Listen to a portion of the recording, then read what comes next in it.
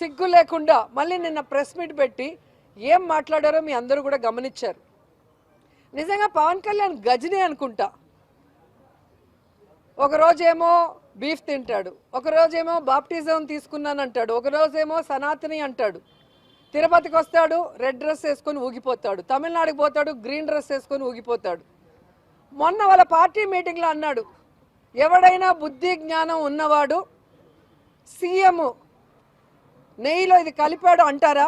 ఎక్కడైనా సీఎంలు కూర్చొని కలుపుతారా అని ఆయనే మాట్లాడాడు. అంటే బుద్ధి జ్ఞానం చంద్రబాబు నాయుడుకి పవన్ కళ్యాణ్కి లేదని ఆయనే స్వయంగా చెప్పాడు. అవునా కదా? మరి అలాంటప్పుడు వాళ్ళు కదా జగనన్నకి క్షమాపణ చెప్పాలి. ఈ సిబిఐ రిపోర్ట్ వచ్చిన తర్వాత వెంకటేశ్వర స్వామికి ఆయన భక్తులకి ముఖ్యంగా హిందువులందరికీ కూడా చంద్రబాబు నాయుడు పవన్ కళ్యాణ్ క్షమాపణ అడగాలి. అది వదిలేసి మాకే మీరు